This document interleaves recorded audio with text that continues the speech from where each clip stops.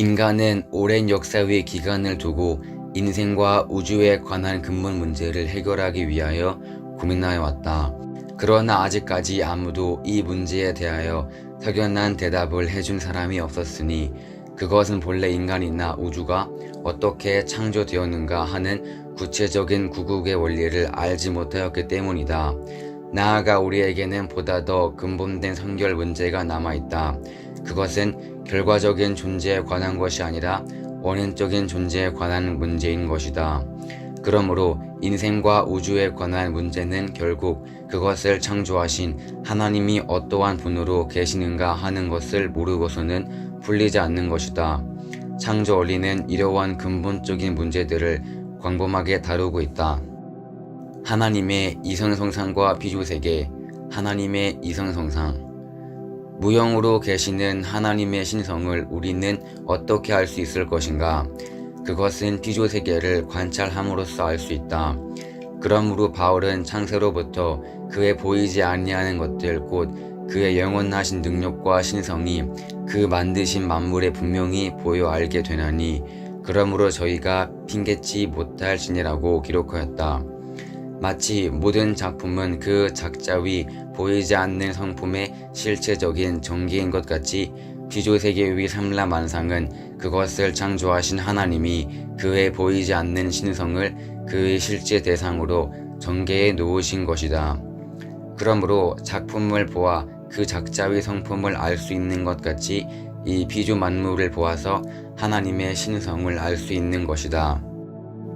이제 우리는 하나님의 신성을 알기 위하여 비조세계에 보편적으로 간직되어 있는 공통사실을 찾아보기로 하자. 존재하는 것은 무엇이든지 그 자체 내에서뿐만 아니라 다른 존재들과의 사이에서 양성과 음성의 이성성상이 상대적 관계를 맺음으로써 비로소 존재하게 된다. 이에 대한 신뢰를 들어보면 모든 물질의 궁극적인 구성 요소인 소립자들은 모두 양성, 음성 또는 양성과 음성의 중화에 의한 중성 등을 띠고 있는데 이것들이 이성성상의 상대적 관계를 맺음으로써 원자를 형성한다. 그리고 이러한 원자들도 양성 또는 음성을 띠게 되는데 이것들의 이성성상이 상대적 관계를 맺음으로써 물질의 분자를 형성하는 것이다. 이와 같이 형성된 물질들이 또한 서로 이성성상의 상대적 관계에 의하여 식물 또는 동물에 흡수됨으로써 그것들의 영양이 되는 것이다. 그리고 모든 식물은 각각 수술과 암술에 의하여 존속하고 또 모든 동물은 각각 수컷과 암컷에 의하여 번식 생존한다. 인간을 보더라도 하나님이 남성인 아담을 창조하시고는 독초하는 것이 좋지 못하다고 하시면서 그의 대상으로 여성인 해와를 창조하신 후에야 선하다고 하셨다. 그리고 전리된 양이온이나 음이온도 또한 각각 양자와 전자의 결합으로 형성되어 있는 것과 같이 수술이나 암술 또는 수컷이나 암컷들도 역시 각각 그 자체 내에서 양성과 음성의 이성성상이 상대적 관계를 맺음으로써 비로소 존재하는 것이다.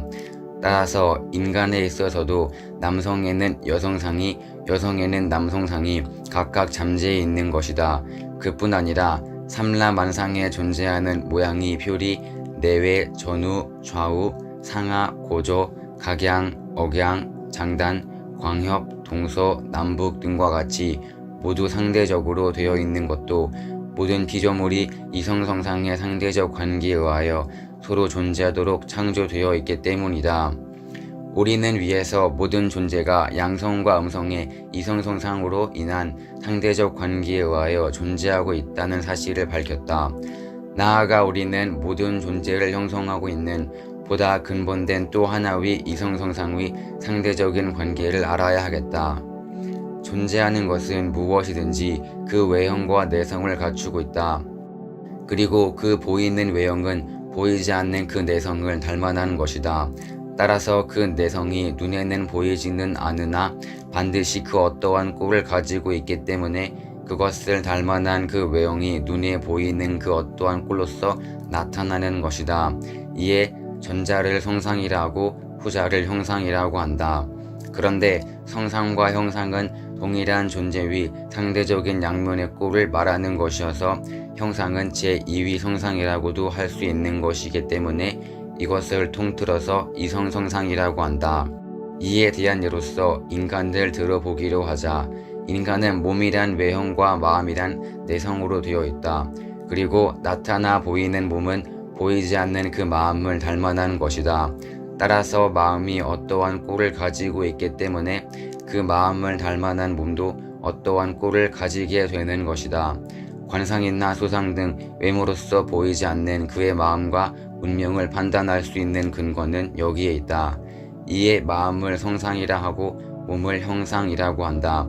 여기에서 마음과 몸은 동일한 인간의 상대적인 양면의 꼴을 말하는 것이어서 몸은 제2위 마음이라고도 할 수 있는 것이기 때문에 이것을 통틀어서 이성성상이라고 한다. 이로써 우리는 모든 존재가 성상과 형상에 의한 이성성상의 상대적 관계에 의하여 존재하고 있다는 사실을 알게 되었다. 그러면 성상과 형상은 서로 어떠한 관계를 가지고 있는 것인가? 무형의 내적인 성상이 원인이 되어 그것이 주체적인 입장에 있기 때문에 그의 형상은 유형의 외적인 결과가 되어 그의 대상의 입장에 서게 되는 것이다.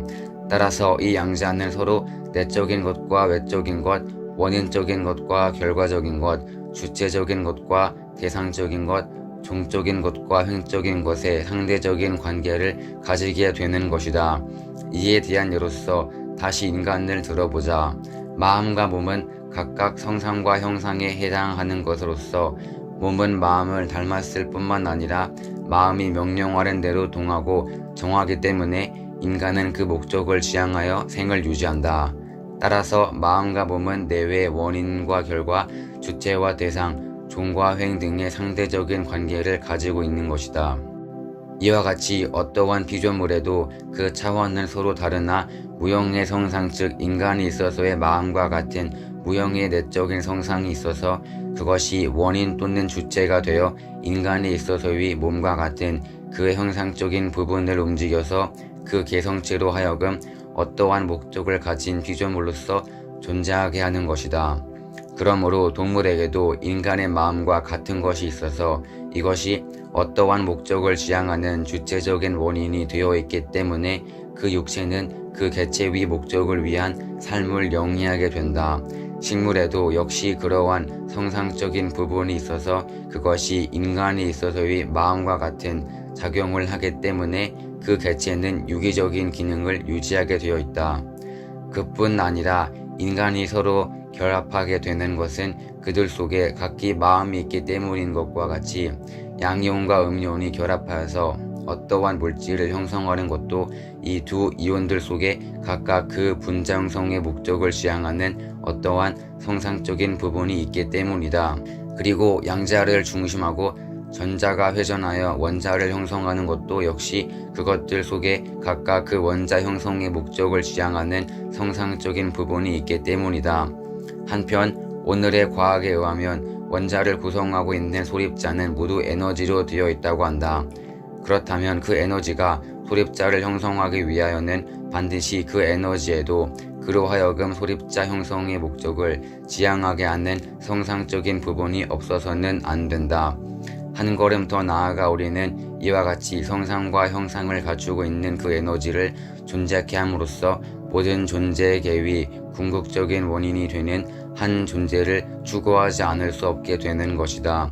이 존재는 바로 모든 존재의 제1원인으로서 그 모든 것들의 주체적인 성상과 형상을 갖추고 있지 않으면 안 된다. 존재계의 이러한 제1원인을 우리는 하나님이라고 부르며 그 주체적인 성상과 형상을 하나님의 본성상과 본형상이라고 한다. 우리는 이제 바울이 논증한 바와 같이 모든 피조물들에게 공통적으로 간직되어 있는 사실들을 추궁함으로써 마침내 하나님은 본성상과 본형상의 이성성상의 중화적 주체로서 모든 존재계의 제1원인으로 계시다는 것을 알게 되었다. 우리는 이미 위에서 존재하는 것은 무엇이든지 양성과 음성의 이성성상의 상대적 관계에 의하여 존재한다는 사실을 밝혔다. 그러므로 삼라만상의 제일 원인 되신 존재인 하나님도 역시 양성과 음성의 이성성상의 상대적 관계에 의하여 존재해야 된다는 것은 당연한 결론이 아닐 수 없는 것이다.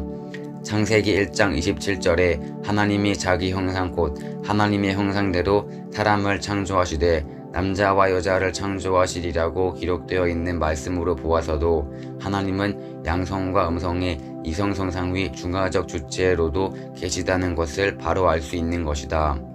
그러면 성상과 형상의 이성성상과 양성과 음성의 이성성상은 서로 어떠한 관계를 가지고 있는가? 본래 하나님의 본성상과 본형상은 각각 본향성과 본음성의 상대적 관계를 가지고 있기 때문에 하나님의 본향성과 본음성은 각각 본성상과 본형상의 속성인 것이다. 그러므로 양성과 음성은 각각 성상과 형상과의 관계와 동일한 관계를 가지고 있다. 따라서 양성과 음성은 내외 원인과 결과, 주체와 대상 또는 종과 횡 등의 상대적 관계를 가지고 있는 것이다. 하나님이 남성인 아담의 갈빗대를 취하여 그의 대상으로서 여성인 해와를 창조하셨다고 기록되어 있는 이유는 바로 여기에 있는 것이다. 우리는 여기에서 하나님에 있어서의 양성과 음성은 각각 남성과 여성이라고 칭한다. 하나님을 중심하고 완성된 피조세계는 마치 마음을 중심하고 완성한 인간 하나와 같아서 하나님의 창조 목적대로 움직이는 하나의 완전한 유개체인 것이다. 따라서 이 유개체도 성상과 형상을 갖추어야 할 것이니 그의 성상적인 존재가 하나님이시요 그 형상적인 존재가 피조세계인 것이다. 하나님이 피조세계의 중심인 인간을 하나님의 형상이라고 하신 이유는 바로 여기에 있다. 하나님은 성상적인 남성격 주체로만 계셨기 때문에 형상적인 여성격 대상으로 피조세계를 창조하셔야만 했던 것이다. 고린도전서 11장 7절에 남자는 하나님의 형상과 영광인이라고 기록되어 있는 성경은 바로 이러한 원리를 입증하고 있는 것이다. 이와 같이 하나님은 성상적인 남성격 주체이시기 때문에 우리는 그를 아버지라 불러 그 격의를 표시하는 것이다.